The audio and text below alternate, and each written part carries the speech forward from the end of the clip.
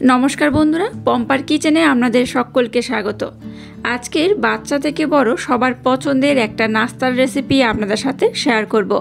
মাত্র একটা ডিম আর একটা আলু দিয়ে বানানো এই নাস্তাটা দেখতে যেমন সুন্দর, খেতে তেমনই অপূর্ব। একবার খেলে দেখবেন বাজার থেকে আর চপ সিঙ্গারা কিনে খাওয়ার ইচ্ছাই হবে না। এটা এতটাই টেস্টি হয়। তাহলে চলুন আজকের এই রেসিপিটা দেখে নেওয়া যাক। আজকের এই দারুণ স্বাদের জলখাবার বলুন বা নাস্তা বলুন বানানোর জন্য দেখুন এখানে আমি বেশ কয়েকটা উপকরণ নিয়ে নিয়েছি। তো দেখতেই পাচ্ছেন বেশ কয়েকটা উপকরণ আমি নিয়ে নিয়েছি। তাই প্রথমে গ্যাসটাকে জেলে দিয়ে একটা কড়ার মধ্যে তেল দিয়ে তেলটাকে একটু ভালোভাবে গরম করে নিয়েছি। তেলের মধ্যে দিয়ে দেবো গোটা জিরে সামান্য পরিমাণে, দিয়ে দেবো গ্রেট করে রাখা রসুন সামান্য পরিমাণে, 3টে কোয়া হলেই হবে। দিয়ে দেবো সামান্য পরিমাণে আদা,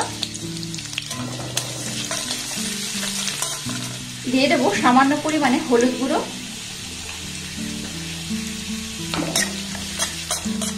এবার দেখুন এরকম একটা বড় সাইজের পেঁয়াজ আমি নিয়ে নিয়েছি। আর পেঁয়াজটাকে দেখুন টুকরো টুকরো করে কেটে নিয়েছি। পেঁয়াজটাকে দিয়ে দেবো, দিয়ে দেবো 5টা কাঁচা লঙ্কা। ঝালের পরিমাণটা আপনারা আমাদের পছন্দ মতো দেবেন।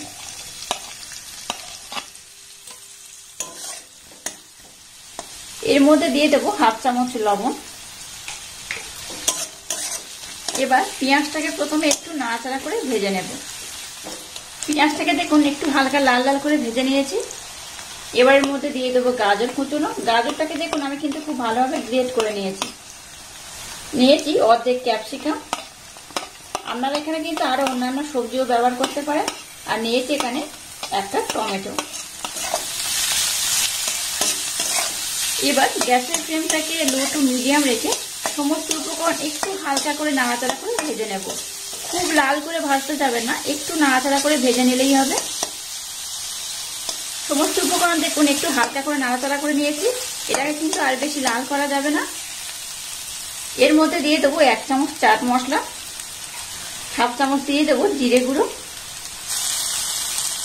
এখানে খুব বেশি মশলা ব্যবহার করার দরকার নেই, এই কয়েকটা মশলা ব্যবহার করলেই হবে। তো এটাকে দেখুন মোটামুটি নাড়াচাড়া করে একটু কষে নিয়েছি। খুব কিন্তু বেশি লাল করবে না, এটা এইরকমই থাকবে। এবার আমি গ্যাসটাকে বন্ধ করে দিলাম। এবার দেখুন একটা আলু আমি খুব ভালোভাবে সিদ্ধ করে নিয়েছি। এই গ্রেটারটার মাধ্যমে আলুগুলোকে আমি প্রথমে খুব ভালোভাবে গ্রেট করে নেব। এবার দেখুন নিয়ে নিয়েছি একটা ডিম।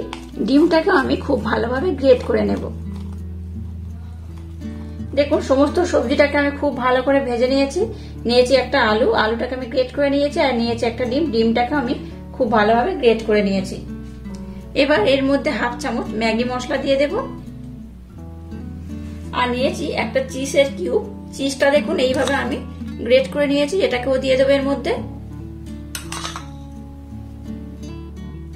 এবার সমস্ত উপকরণ হাত দিয়ে খুব ভালোভাবে মেখে নেব। আজকে যে জল খাবার বলুন বা নাস্তা বলুন যেটা বানাচ্ছি দুর্দান্ত খেতে হয়। একবার খেলে দেখবেন বারবার এইভাবে বানিয়ে খেতে ইচ্ছা করবে। বাচ্চা থেকে বড় সবাই ভীষণই পছন্দ করবে। যাই হোক এবার এটাকে আমি খুব ভালোভাবে মেখে নেব। দেখুন সমস্ত সবজিগুলোকে আলুর সাথে আমি খুব ভালোভাবে মেখে নিয়েছি।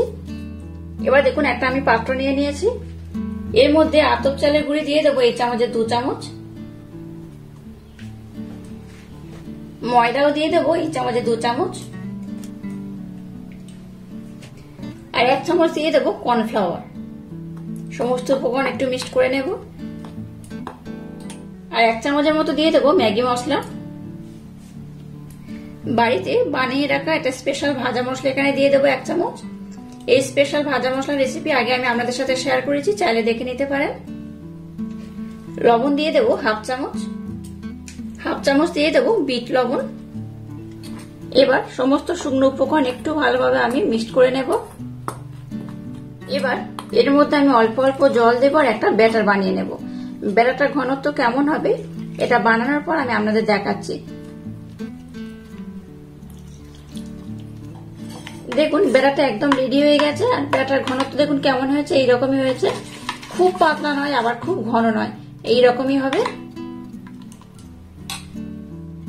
এবার দেখুন এরকম বড় বড় কিছু কাঠের স্টিক আমি নিয়ে নিয়েছি। দেখতেই পাচ্ছেন কতটা বড় বড়। চিংড়ির মালাইকারি বানানোর সময় কিন্তু এই বড় স্টিকগুলো ব্যবহার করা হয়, দেখতেই পাচ্ছেন। তো এটাকে কিন্তু আমি জলের মধ্যে আধা ঘন্টা আগে ভিজিয়ে দিয়েছিলাম। এগুলো যখন ফ্রাই করব তখন কিন্তু অনেক সময় পুড়ে যায়, তাই জলের মধ্যে ভিজিয়ে রাখলে এটা কিন্তু আর পুড়ে যায় না। যাক, এবার এই কাঠিগুলোকে আমি নিয়ে নেবো, এগুলো দরকার।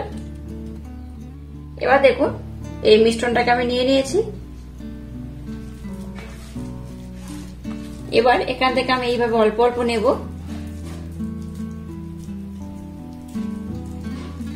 আর এইভাবে হাতের মাধ্যমে একটু এরকম লম্বা শেপ দিয়ে দেব। আপনারা চাইলে কিন্তু একটু ছোট কিংবা বড় করে বানাতে পারেন। আর এই যে কাঠিগুলো নিয়েছিলাম সেই কাঠি কিন্তু এর মধ্যে আমি দিয়ে দেব। তো একটা দিলে কিন্তু একটু অসুবিধা হয়, তাই দুটো দিলে এটা ধরতে খুব সুবিধা হবে। দেখুন এটা কত সুন্দর হয়েছে। এইভাবে আমি সবগুলোকে বানিয়ে নেব।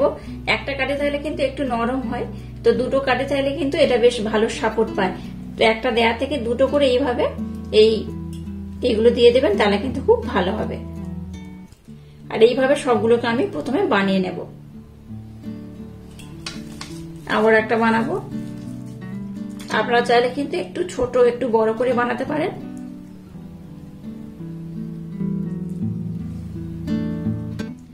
দেখুন সবগুলোকে আমি কত সুন্দর করে বানিয়ে নিয়েছি আর কত সুন্দর দেখতে হয়েছে। দেখুন, দেখতেই পাচ্ছেন কত সুন্দর দেখতে হয়েছে। চলুন এবার নেক্সট স্টেপ শুরু করা যাক। এবার দেখুন নিয়ে নিয়েছি আমি ব্রেড ক্রাম্ব। পাউরুটি খুব ভালোভাবে কিন্তু শুকিয়ে একটু ভেজে নিয়ে ব্লেন্ড করে এটাকে এইভাবে আমি ব্রেড ক্রাম্ব বানিয়ে নিয়েছি। এবার দেখুন যে ব্যাটারটাকে আমি বানিয়েছি সেই ব্যাটারটাকে আমি নিয়ে নিলাম। ব্যাটারটাকে আর একবার এইভাবে নাড়াচাড়া করে নেব। নাস্তাগুলো যেহেতু একটু লম্বা লম্বা, তাই কিন্তু এরকম আমি একটা পাত্র নিয়েছি। নাস্তাটা কিন্তু এই ব্যাটারটার মধ্যে দিতে সুবিধা হবে, তাই এরকম একটা পাত্র আমি নিয়ে নিয়েছি। এবার দেখুন যে নাস্তাগুলোকে বা জল খাবার যেটা বলুন, আমি যেটা বানিয়েছি সেটা নিয়ে নিলাম। প্রথমে এই ব্যাটারটার মধ্যে এটাকে এইভাবে ডুবিয়ে নেব। এবার এখানে আমি কোডিং করে নেব। আপনারা চাইলে কিন্তু এখানে বিস্কুটের গুঁড়োর মধ্যে দিয়েও এটাকে খুব ভালোভাবে কোডিং করতে পারেন। এইভাবে এটা বানিয়ে দেখবেন দুর্দান্ত খেতে হয়। আর এইভাবে একবার খেলে দেখবেন বারবার খেতে ইচ্ছা করবে। দেখুন এটাকে আমি খুব সুন্দর করে বানিয়ে নিয়েছি, আর সবগুলোকে আমি এইভাবে বানিয়ে নেব। আবার একটা নিয়ে নিলাম।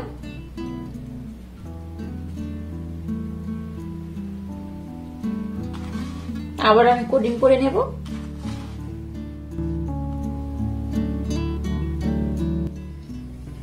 দেখুন সবগুলোকে আমি খুব সুন্দর করে কোডিং করে নিয়েছি, দেখতেই পাচ্ছেন কত সুন্দর দেখতে হয়েছে। চলুন এবার এগুলোকে ভেজে নেওয়া যাক। এবার দেখুন গ্যাসের ফ্লেমটাকে জেলে দিয়ে একটা কড়াইতে তেল দিয়ে তেলটাকে আমি মিডিয়াম গরম করেছি, খুব বেশি গরম করবেন না, এরকম মিডিয়াম গরম করতে হবে। এবার যে স্টিকগুলোকে বানিয়েছি সেগুলো এই তেলের মধ্যে দিয়ে ভেজে নেব। তেলটাকে খুব বেশি গরম করলে এগুলো কিন্তু পুড়ে যাবে, তাই তেলটাকে একদম মিডিয়াম গরম করতে হবে। এবার একটা কড়াইতে যতগুলো ধরবে আমি ঠিক ততগুলো দিয়ে খুব সুন্দর করে ভেজে নেব।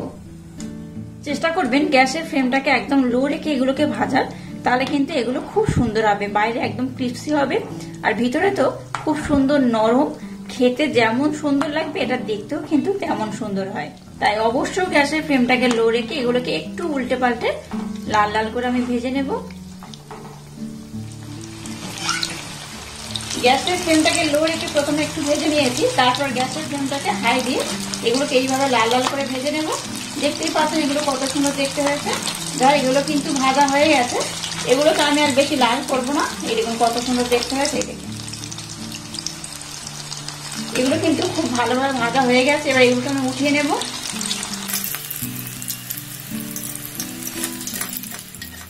দেখুন সমস্ত নাস্তা বলুন বা জল খাবার সবগুলো আমার রেডি হয়ে গেছে, আর কত সুন্দর দেখতে হয়েছে। দেখুন এটা দেখতে কিন্তু খুবই সুন্দর, আর কতটা ক্রিস্পি হয়েছে আমি আপনাদের দেখাচ্ছি। দেখুন এই দেখুন বাইরে থেকে ভীষণ ক্রিস্পি আর ভিতরে কিন্তু একদম নরম তুলতুলে আর দুর্দান্ত খেতে হয়। এই রেসিপিটা একবার আমার মতো বানিয়ে দেখবেন। বাজার থেকে চপ সিঙ্গারা কিনে খাওয়ার ইচ্ছাই হবে না, দুর্দান্ত খেতে হয়, অসম্ভব সুন্দর খেতেও হয়। দেখতেই পাচ্ছেন কতটা সুন্দর দেখতে হয়েছে। এটা এত লোভনীয়, মানে এটা খেতে কতটা সুন্দর দেখতেই পাচ্ছেন। তো যাই হোক, আজকের এই ইউনিক স্টাইলের রেসিপিটা যদি আপনাদের ভালো লাগে তাহলে চ্যানেলটাকে লাইক, শেয়ার, কমেন্ট এবং সাবস্ক্রাইব করবেন আর পাশে থাকা বেল আইকনটা প্রেস করে দেবেন। তাহলে টাটা, আবার দেখা হচ্ছে নতুন কোনো রেসিপি নিয়ে।